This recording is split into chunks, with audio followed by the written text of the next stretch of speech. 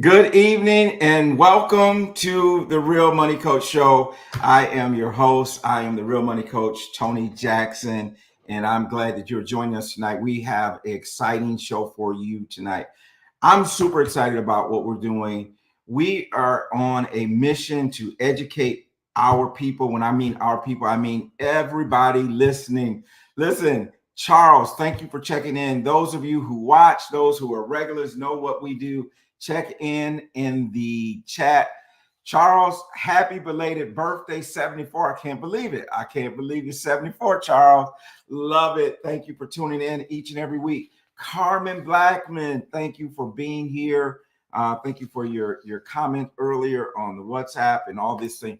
We're excited because we have a major topic that we need to talk about. It is election season. And as you know, we are voting for the president, the new president of the United States. We are voting for a lot of local positions at the state level and the local level, and those things are very important as well. Dr. Benita Harris, thank you for being here. Dr. Greta Oliver, thank you for being here. I have to contact Brother Terrence. I got to thank him for sending someone my way. Janice, the Rainmaker Leak, is in the house. Happy belated birthday to you as well. I know you just celebrated a birthday on that beautiful cruise. I saw that on social media. And for those of you who do not know, every Thursday evening, Janice, myself, and Dr. George Frazier host a Zoom meeting we call the Generational Wealth Alliance. If you want to know more about that, let me know. We'll be sure to get you information on there. Ruth Bell, thank you for being here as well. We have Kevin Thomas, who is, I don't want to get his title messed up, but he works for the Charlotte Regional Visitors Authority, specializing in DEI, which that is another topic we need to talk about as it relates to Project 2025. Doing a wonderful thing with a traveling museum and exhibits, really kind of just expressing and showing what we've contributed to this society. So great. Alice Martin, as always, thank you. Thank you. Director of EI, thank you. Alice Martin, thank you for being here as well. So y'all coming in tonight, we're excited about the topic that we're going to talk about. Tonight, we're going to talk about Project 2025. We're going to talk about its impact and what they are looking to do as it relates to the Department of Education. And this is a really major topic, and we put out some information on it earlier, just a little bit of snippet of terms of some of the things that are in there. So we want to make sure that we, present the truth, because this is what we really believe. We believe that everyone should participate in the election process. Now, I don't, whatever aisle you fall on, whatever that is, but be a part of the process. Reverend Marguerite Lee, thank you for being here as well from the QC. And so what I'm going to do at this point, I'm going to bring on my co-host, and we'll just chat a little bit before we bring our wonderful guest on tonight. So without any further ado, my wife's best friend, our friends over lifetime. She is the owner, the founder of the Mitchell Consulting Group. She is Michelle Mitchell, Harvey Jones from Birmingham, Alabama. Thank you for being here. Hey, Michelle. Hey, Tony. How you doing? Michelle, the way the chat is going, it looks like we hit a topic that people want to know something about tonight. Apparently, because they showed up tonight. They showed up tonight. And you know what's so funny is that, as you know, when you were here, a lot of people watch the show, but they never put anything in the chat. I know, right? Anything, but they like, I know you. I watch you every week. And yes. So, like, oh, you look familiar. Look familiar, yeah. So, Michelle, tell us anything going on in your world before we kind of get into a little bit of this topic. My world. Tomorrow we have our financial roundtable, so all is welcome. It is free. We are talking about, I think it's cash flow this time. Well, Michelle, let me tell you something. I read, because I'm on your email list. Yes. Right? I read your email about financial management God's way. Mm-hmm. And that was excellent. Thank It was absolutely excellent. Tying the scriptures into it. I mean, I was like, yeah, this is point on. So you. I appreciated that quite a bit. You're welcome. You're welcome. First time I've done it in that way. So Yeah. yeah, Yeah. yeah. So I was impressed. I was like, look at my friend. Go ahead, girl. We trying to level up our game over here. Yeah, y'all doing it, and you got your Mitchell, I got my shirt on you got today. your branding on. We good to go tonight. We good Yes. to go. I believe in some branding. Michelle Chen, thank you for being with us tonight from Fort Lauderdale, Florida. So, Michelle, the thing that I want to really emphasize in this series is the importance of being involved in the process, right? Mhm. Because we can complain about all these different Yep. things and all this, but if you're not involved in the process, then you're either in the game or you're sitting on the sideline. Right. And if you're sitting on the sideline, don't talk about how I'm playing the game. Get Right. involved. That's true. And what I think we should probably discuss just a little bit is, what does being involved in the process mean? Because Yeah. we might have different definitions, right? Okay. So I'm thinking, if you say get involved in the process, yes, I'm going to go vote. That should be obvious. That's Based on what? baseline, right? That's That's baseline. baseline. That's Yeah. baseline. Yeah. What our ancestors have done for us, so we have the opportunity and the right to cast our vote, we should just vote, right? But Period. what else should we be doing if we're involved in the process? So that's a question I want to ask the audience. Like, what does it mean to you to be involved in the process? That's very interesting. If you all will put that in the chat, that would be wonderful. I can speak to some people. I mean, Yeah. I'm gonna tell you something about Miss Ruth Bell. Miss Ruth Bell is a volunteer's volunteer. Mm-hmm. Um, Election season, I always hear about her working on somebody's campaign and these type of things. Mm-hmm. And really, Michelle, you're hitting the reason why we're doing this series is because I looked at the landscape, right? Mm-hmm. And I know the thing that I could do is use my little platform here to educate people so that they know what's at stake. Right. And not just at the top of the ticket, but Mm-hmm. all the way down the federal ticket, all the way down the state ticket and Yeah. local tickets as well. And we'll get a chance to kind of talk a little bit about that. We won't be able to get into it all the way because there's so much in it. There's Yes. so much in it. And this section that we're going to talk about today is big. I love what I Carmen like Jackson said. Carmen's comment. Yeah. Yeah, That's exactly it right there. Right? yeah. Listen, Janice says financial contributions, Yes. phone banks, It's door knocking, right? Carmen says protest. engaging others to show up and vote. Be educated Yes. on candidates before you vote. Get out and volunteer if you so desire. Yeah. And so here we go. Dr. Greta says become informed about the issues Yes. and not only vote, but be about the candidates and what they've done in the past and support the issues. Yes. Support. Do your research. That's Yes. so important to do your research. Now, one thing I know Project 2025 is 941 pages. Ooh, it's long. I know most people ain't gonna read 941 No. pages, but I think it's important enough that we talk about it, and not that we're experts, not that we're doing, but there are some things that are blaring there that I think we need to bring out. And so that's what we're going to do over the next 6 weeks. This is what I can do to Right. be engaged and active is exactly this. And so those of you, I did write, a little bit of report on this, and we'll kind of talk about that, some of those points there when we bring our guest on. But I'm glad that you're here. I want y'all, while we show these couple commercials, get on the phone, tell mom and them the Real Money Coach is on, talking about Project 2025 and education, and you need to be here to hear what we have to say. All right, that sound like a plan? Yeah. So Dante, let's roll a couple commercials and we're going to come back. I'm going to introduce you to Dr. Ruby Mendenhall.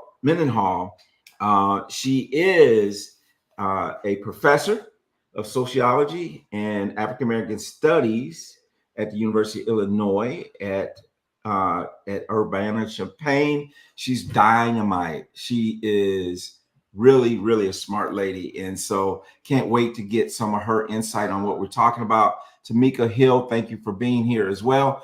Dante, let's roll with the commercials and we'll be right back.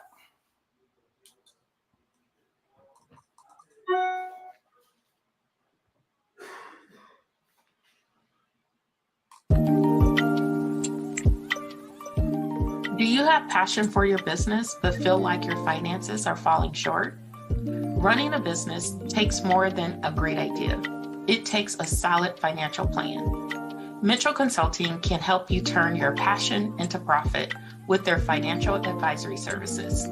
Get the financial guidance your business needs. Contact Mitchell Consulting to learn more about their passion to profit capabilities.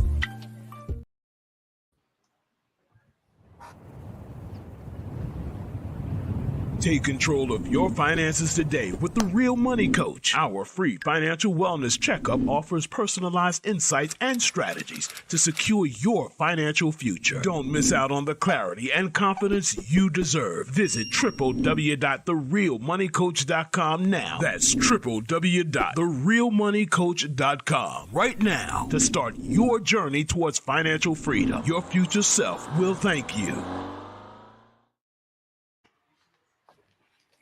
All right, Michelle, for those who might be listening to this as a podcast and not visually looking at it, how do they get in contact with Mitchell Consulting? You can reach us at our website at mitchellconsultingservice.com or on our social media platforms at Mitchell Consulting on Facebook and Mitchell_Consulting on Instagram. All right. And as y'all know, y'all can find your boy at therealmoneycoach.com and on all social media, The Real Money Coach. Michelle, here's the thing.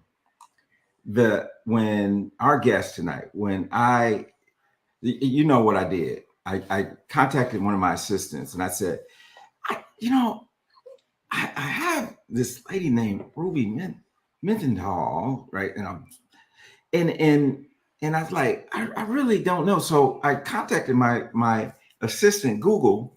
Mm-hmm. And when I Googled her, I was like, wow, I did not know how really powerful she is, doing so much in the area of diversity, equity, inclusion, researching and racially segregated neighborhoods, high level of violence, how it affects Black mothers, mental, physical, all these things that she's been researching and doing dissertations on. And it's just, her credentials are just like, I was like, wow, I got to have you on the show. And I think we have a perfect topic to bring her on and talk about. So without any further ado, let's bring on Dr. Ruby.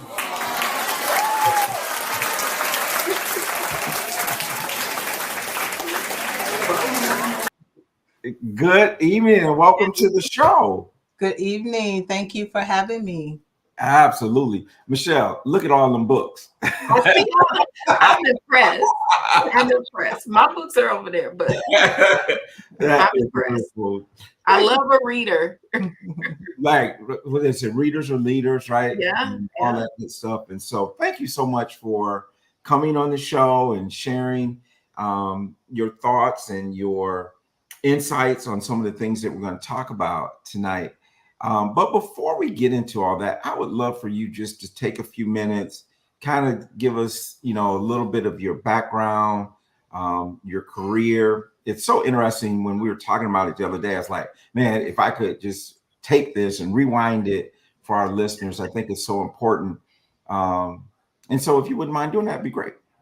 Yes. I'll give you the short version and maybe the longer part can come in during our conversation. So I'm currently a professor in sociology and African American studies at the University of Illinois, Urbana-Champaign, and then also an associate dean at the Carl Illinois College of Medicine, and also recently associate director of the Cancer Center for Illinois here. And my research covers several areas, but one of them is how gun violence in Black segregated areas affects Black mothers' mental and physical health, but now also looking at how it impacts their children's well-being, and in regards to that, training young people, high school students, young adults to be community health workers who are healers in the community, who stand in the gap between community members and the traditional medical field. I also do research on racial microaggressions, so subtle forms of racism that tell people they don't belong, that play on some historical stereotypes. And then also I do research on looking at how stress can get under the skin to affect your health and wellness. That's a mouthful. You know? And you know what I was when I was reading your bio, Dr. Ruby, the thing I was all these job positions that you have, I kept waiting for him to say the former, but you're doing all these things at the same time. So I know that you are a busy lady, which makes me even happier that you were able to join us tonight and take time out of your schedule to do that. You know, one of the things that stood out to me immediately when I started doing research of Project 2025 is the dismantling of the Department of Education. And you are obviously very heavy in education. There's some certain things in there that if you look at the elimination of the Department of Education and really what I would say the defunding of education, taking away Pell Grants, which affect about 7 million African American students. We know 60% of all Pell Grant recipients are African American. So eliminating that out of the budget and those type of things is going to make it harder on the higher education.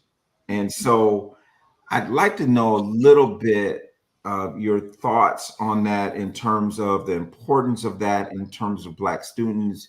And, you know, even, you know, you can talk about some of your work that you've done in higher education. I know you just ran through a lot of that, but what's your feelings on that?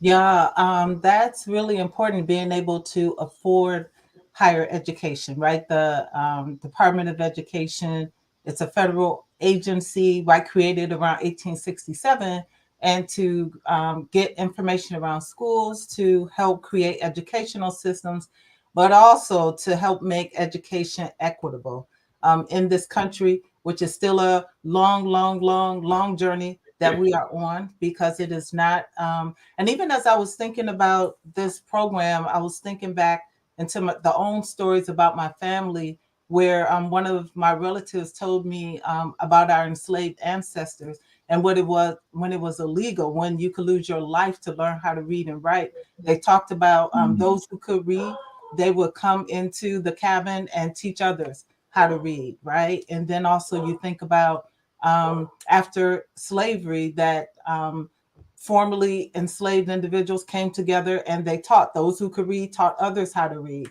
So there are things that we've been doing before the formal system, right, to make sure that we have access to this critical knowledge. And if it's parts of it is taken away in terms of not being affordable, that's really detrimental. In my own work, I see so many students across the spectrum, but especially African American students who are really struggling to remain in school. They have the talent, they have the intellect, they can do it, but they're also working full time. Some of them are working 2 jobs. They're sending money back home and taking care of family members. So having access to the ability to pay for education is crucial.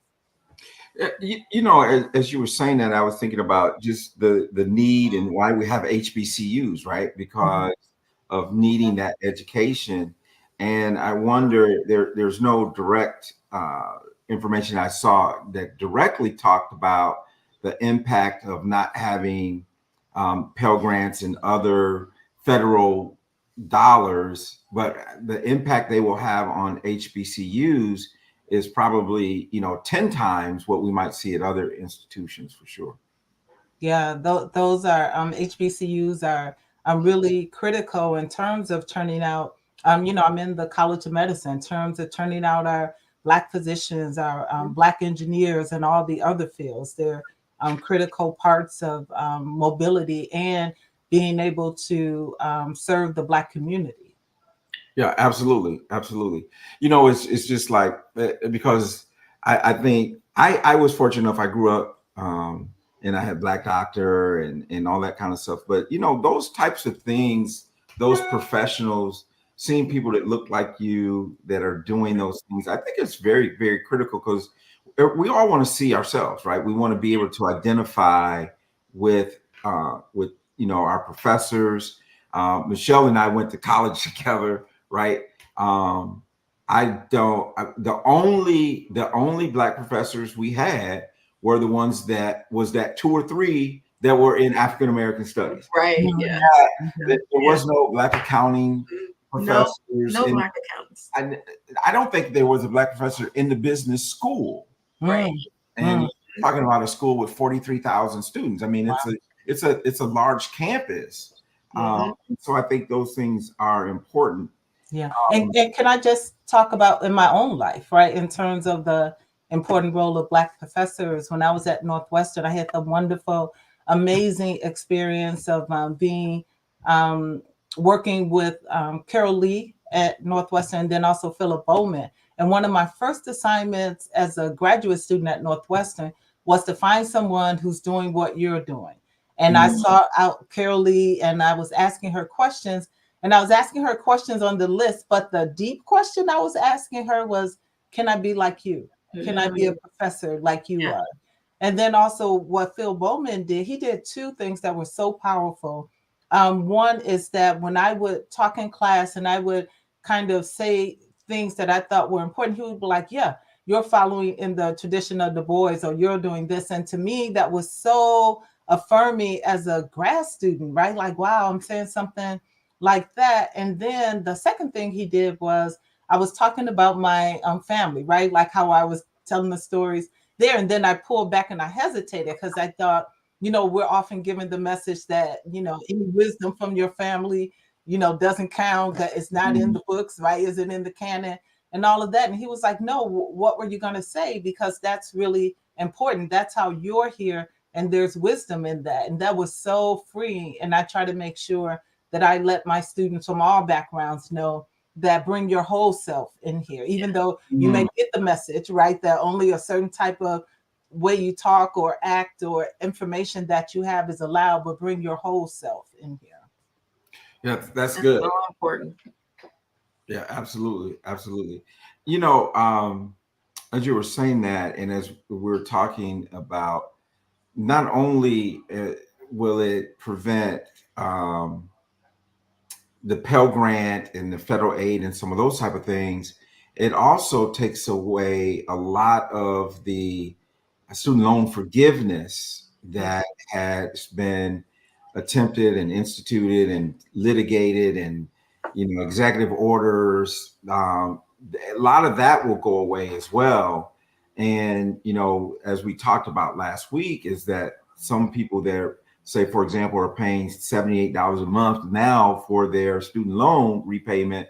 Those payments will go to things like, $300, and it's going to be even harder for them to afford.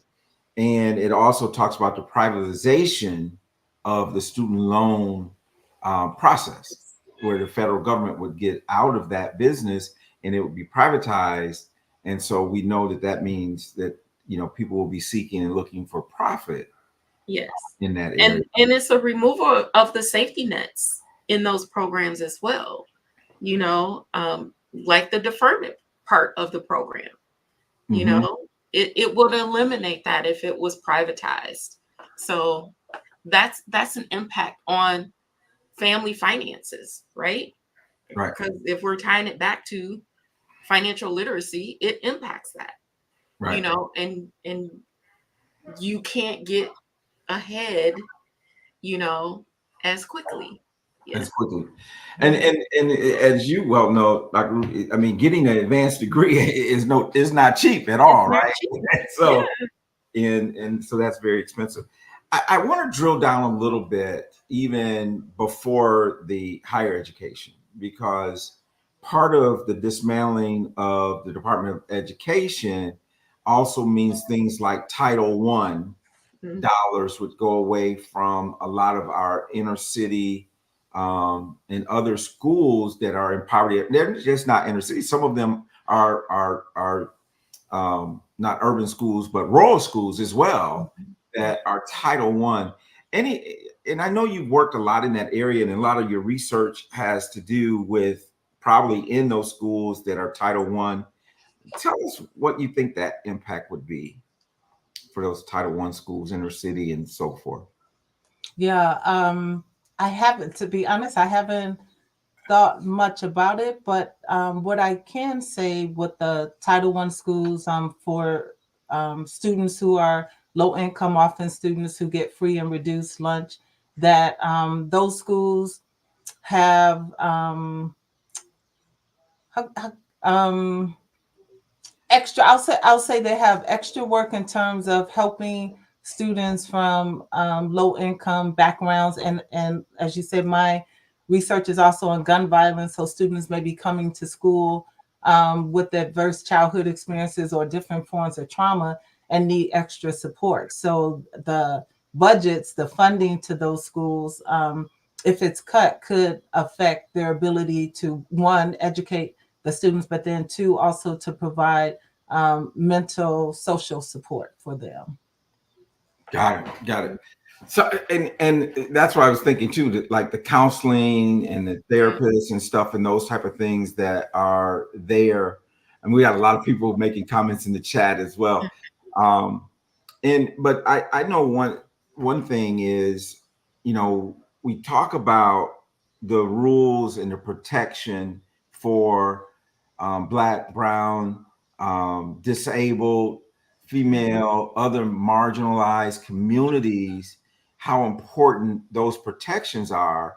And a lot of that, and I'm not sure, if it flows up to higher education, but I know Title IX that gives protection and some of those things.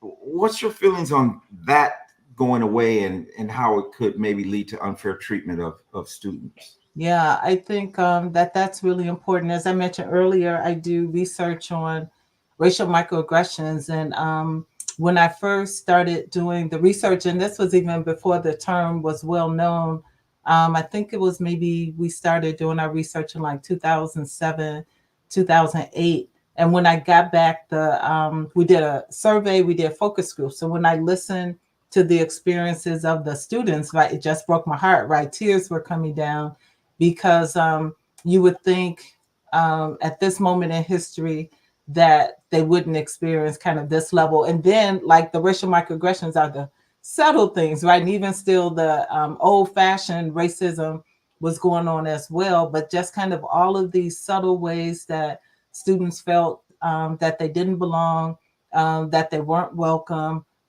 made to feel that they weren't as smart, although they were, right? So I think protections for that, protection around gender and other issues is critical, because that's a part of that's the part that you bring with you to your educational context, right? That I talked about before. And sometimes when you're getting those messages, for some students, it's too much, right? Like it creates emotional anguish. It creates physical symptoms where they end up leaving certain majors or leaving certain schools because it's overwhelmed. It's overwhelming when you add to it all the other things that could be going on. As I mentioned, if their family's low income, they're struggling. They're struggling with other things off campus. It's just a lot. So those protections are really critical, although I will say sometimes students may not kind of, pursue them because they don't know what the consequences will be. And that's a shame. And that's a shame. Well, do you feel like some students are almost shamed in not seeking help, not going to the counseling center, not even taking advantage of the resources that are there. Um, and I wonder if you could give an example of what a microaggression that maybe you've seen, or so for people who may not be familiar with that term. Yeah, I can give you one that many people may remember.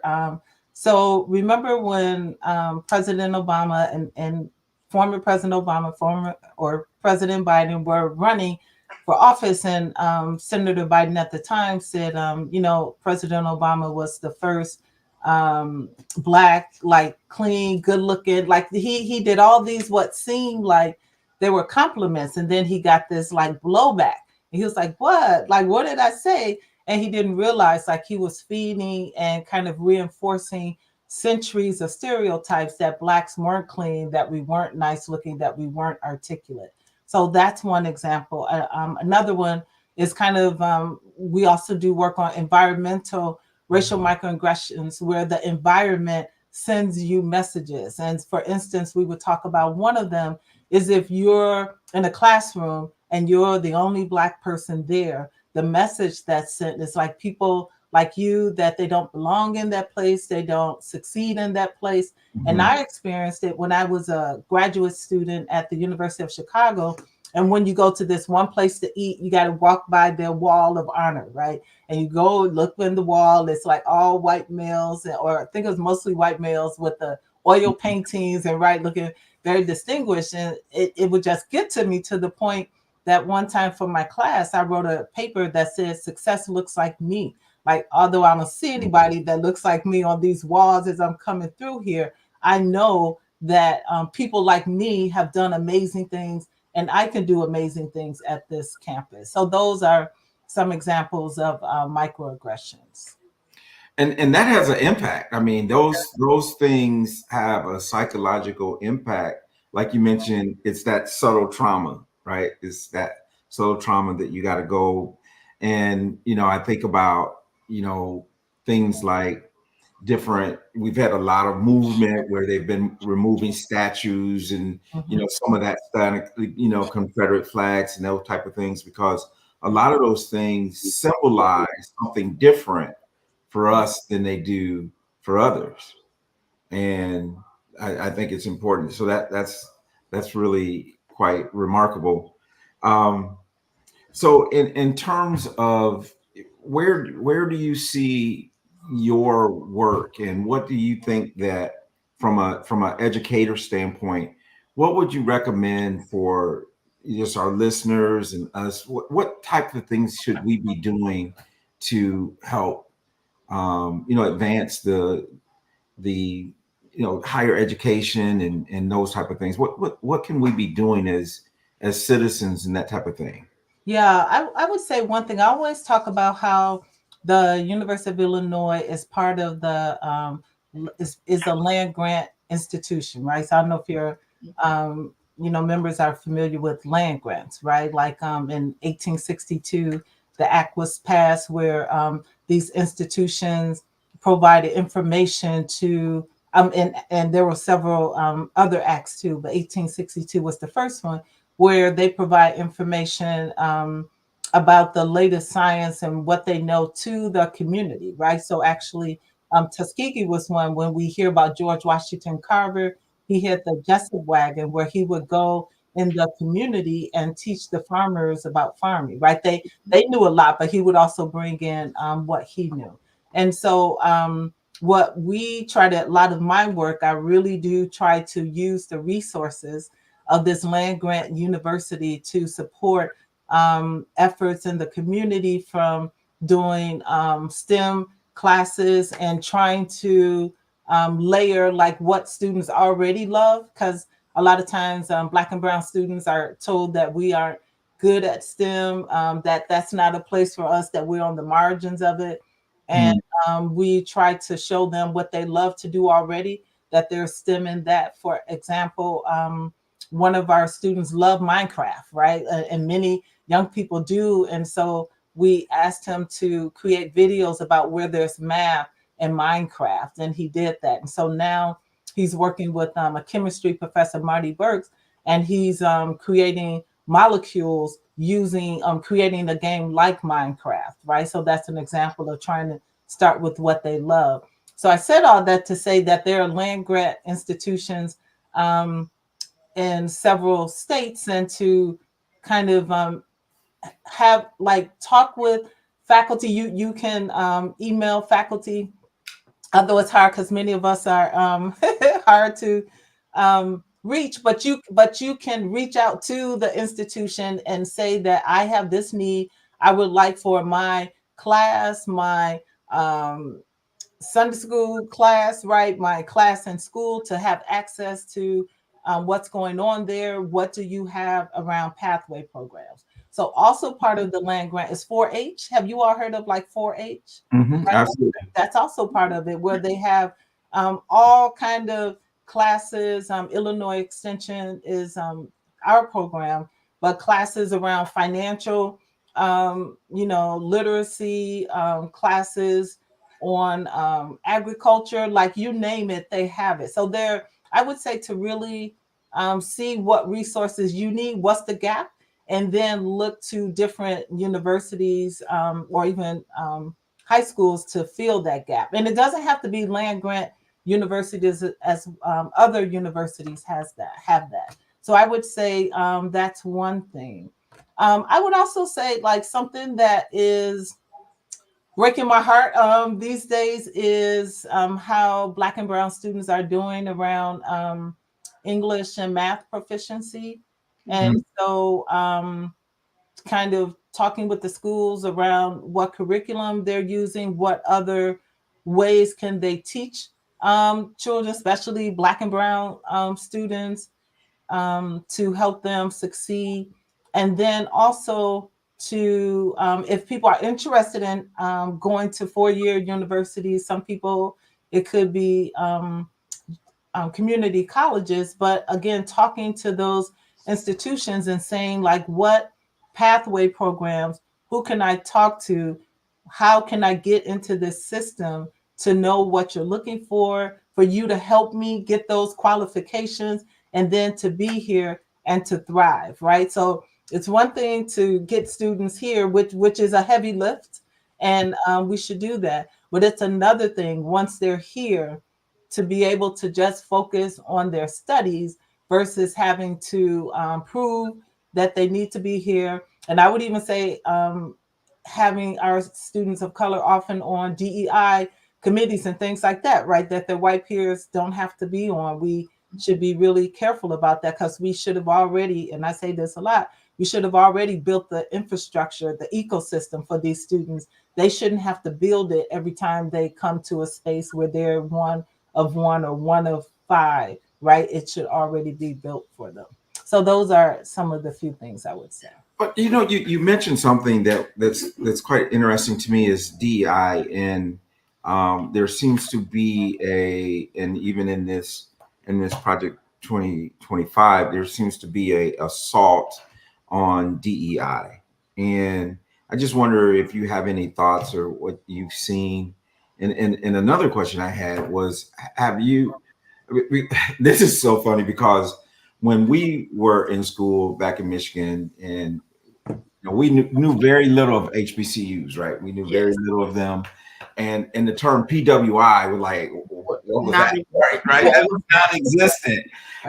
But do you see any collaboration from non-HBCUs to kind of help HBCUs and that type of thing? Have you seen some collaborations happening? And in that same vein, I'm concerned about some of those things going away if we don't.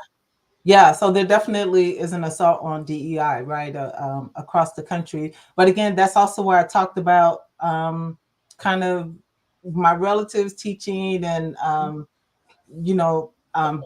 those who were formerly enslaved actually helping to create public education. And then also with the Black Panthers, right, when they did the free lunch programs, we have a history of creating things that we need, right? So not even necessarily waiting for the policy to come, or if they snatch the policy, right? Kind of responding, being resilient, being resistant. A lot of times I tell people that's why we're still here. That's why I'm still here with this brown skin talking, because our people have created many ways to heal and move forward. So that's one. Yes, there's an assault, but we've answered assaults before. And then I would definitely say, like at the University of Illinois, where I'm at, we are working with HBCUs in many ways. I actually just finished a summer research opportunity program, SROP, which is across the country. So if there's anyone listening who would like to come to U of I at some point for the summer, definitely feel free to do that. But there were students from Morgan State, from Spelman, and from other places. And at the higher level, the chancellor's office is very interested in that. There's other faculty who are reaching out. And the goal is for it to be a mutual exchange, right? Not for us to kind of grab the students and bring them here, but for there to be a mutual exchange of resources. Well, that's awesome. And you know, as you were saying that, and it's like we've been here before, right? We've been here before. If we made it through slavery, we made it through Jim Crow, we made it through a lot of these things.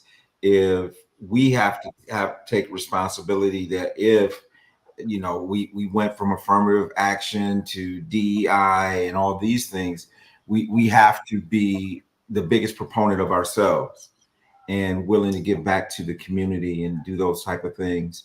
But there's a lot of dangers in our topic tonight with, you know, the dismantling of the Department of Education that, you know, if you read this and you can Google it, you can read what's in this part of this bill. And a lot of those, I want to not end this without talking about a lot of those powers that were in the Department of Education are going to be shifted to the states. And so you could have some really different things going on in different state, depends on who's in charge of that state, who's in the governor's office, who's controlling Congress and the legislation, even on the state level. So we really want to encourage people to make sure that you even vote on your down ticket, and it's just not the top of the ticket that we need to be concerned with. Yeah, I'll definitely echo that. My background is I have a master's in public policy, and my PhD is in human development and public policy. And I definitely believe in the power of policy to set the tone, to create resources. And you're right, like from the federal level down, like all of them are critical, all of them are important. And so I echo what you're saying.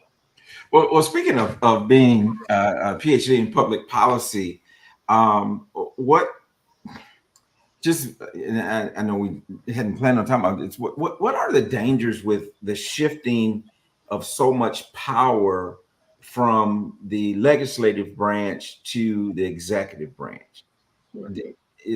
That's an underlying theme in much of this document, and it seems like that's very dangerous.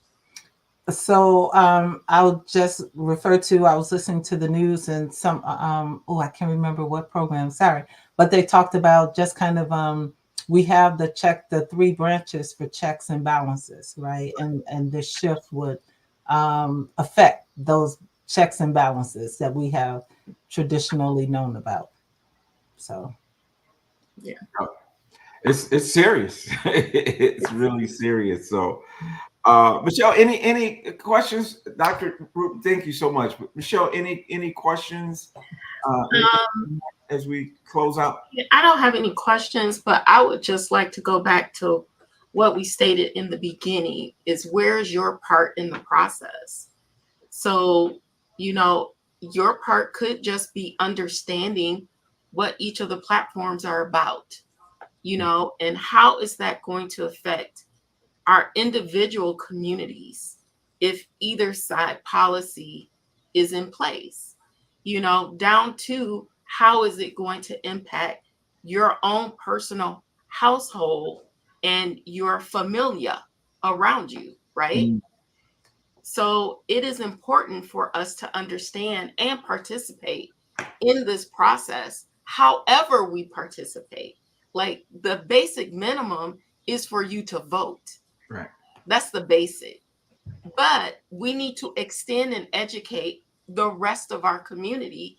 And it could just be your own family, that you have an influence on, to just be educated. Yeah. So that when you go to the booth, you know what you're voting for. Yeah. And not just casting a vote blind. And you're just not saying, what do you call it? Straight ticket. Straight ticket. Yeah. Know We exactly. didn't have that down here, but know exactly what you're doing. Yeah. And then I would just add to that too, that right. So we're talking about this and what may happen in the future, but currently there are a lot of issues. There are a lot of things that are harming our young people around education that people could also kind of learn more about. And then if they want to weigh in on it or do things to change it, they could really use some help. And our young people could really use some help. Well, I'm glad that you said that, because, we are talking about what if, right? What if we get, there's a control and this project 2025 comes into being. But even if it stays right where it's at today, there's some issues that need to be addressed, right? Because it's by no means a perfect situation, even as it exists today. And so one of the things that I want to say too is that we have to get away from this. Conservative is not a bad word, right? And somehow we think that if someone is conservative, there are some issues, some things that I'm very conservative on. Yeah. Right? And then being a liberal is not a bad word, because there are some issues that I'm very liberal on. Yes. Most of us somewhere in the middle. We're not to those extremes. Unfortunately, the extreme ends of liberalism or conservatism is the ones that get all the press. But the reality is most of us is somewhere in the middle, and we are different according to the issue, right? So I think, Michelle, we could say that our parents were probably very conservative. That's why they were able to work those jobs that didn't pay a whole lot and do what they did with it. And do what they did. Exactly. How did they do that? How did they do it? And so I think. But then they were very liberal because they cared about people. They cared about people in your life. So it was both and, right? Yeah, absolutely. Yeah. And I if I went on my family, I would think like my father and others were probably on the end of critiquing this country very heavily. They had to. My father, when my brothers and sisters were in high school, as Black men, they had to walk up and down the halls of Kennedy High School in Chicago, right? I'm going to call the name of it, so that their kids could get educated in this country, right? So they have a strong critique of it, and they see the cost that it has on the life, even with the gun violence, right? Like in Chicago, 13-year-old child shot and killed. I've heard about another 10-year-old, and my heart just breaking, and tears coming down. And the symptoms of oppression in this country is it's a high cost. I'll say it's a high cost to pay. Yeah, and even here in Charlotte, we hear those things, and a lot around a lot of our cities, we hear of the gun violence and all those types of things and that was one of the things I was kind of really impressed about you, is your study of the gun violence and the effect on African American females and all those type of things. And so thank you for the work that you're doing in that area. And we don't see this on the news, right? We don't see Dr. Ruby on the news that's talking about doing this research to really make our community better. And so and I love what Linda says, know who your local leaders are, know their platforms, question them, let them hear you, be engaged in the process as we were talking about. Tamika says, encourage younger people to come out and vote, knowing for some getting a higher education may be their only. And I think that's so important, is because as much as I pro entrepreneur and all these things, I still think the great equalizer It's in education. our community is education. Yep. And, I'm sure that neither the ladies on the screen with me would disagree that that is a great equalizer. I mean, I don't know without education, and it's not always the degree, but it's who you become and In what the you do process. Yes. in the process of getting it, Yes. right? Yes. So I think it is one of the greatest things that we could do to close the racial wealth gap. Mhm. That the EE, right? Education and entrepreneurship. Yeah. Education and entrepreneurship are so important in our community. So we need to be educated, and we need to create a job, Right. not just for ourselves, but for somebody else. Somebody else. And Mhm. so, Dr. Root, I'm gonna let you have the last word. Anything you want to share from your heart with our audience tonight? Thank you, everybody, for participating in the chat and all the wonderful things that we had going tonight. So, Dr. Ruby, any last words from you? I guess maybe two things. I appreciate what you said about my research on gun violence. I'd like to just let your audience know we finished a documentary called What's Left Behind, and it's exactly what you said. Once people are off the news, right? What's left behind in terms of their families, also in terms of the men in our documentary, we see the cost on the uncles and the brothers of losing their siblings. And then ending on a hopeful note, we do train our community health workers in entrepreneurship. We train them that you are gifted. We don't have to look for it. We don't have to search for it. You don't have to take any tests. Like, you are born with it. And we want to give you a platform and an ecosystem to let that flow. So the last word is to our magnificent young people to stay encouraged. Awesome. Well, and one of the things you didn't do, you have like an art exhibit or something. Can you tell us a little bit about that? Yeah, so I'll say two things. I was selected as the 2024 Urbana, Illinois Poet Laureate. So super excited to do that. And then we recently launched an art exhibit. I've been helping my mom some weekends, and so I just kind of started doing art, which I've always wanted to do. So slowing down, kind of spending time with my mom allowed me to do that. So we just launched our art showcase at Gallery Art Bar in Urbana, Illinois. And I just want to give a shout out also to the Poet Laureate program for selecting me. It's been amazing. Awesome. Artist, smart, all that good stuff. I know. That's awesome. But thank you once again for coming in and chiming in on this topic. I know it's not an easy topic, and there's so many aspects of it. I mean, whether we are talking financial education or education, K through 12, higher education, all of it's impacted, and all of it is. Look at that girl right there, Lisa Jackson. Boy, listen to that. That's the best comment came up all night. That's my wife.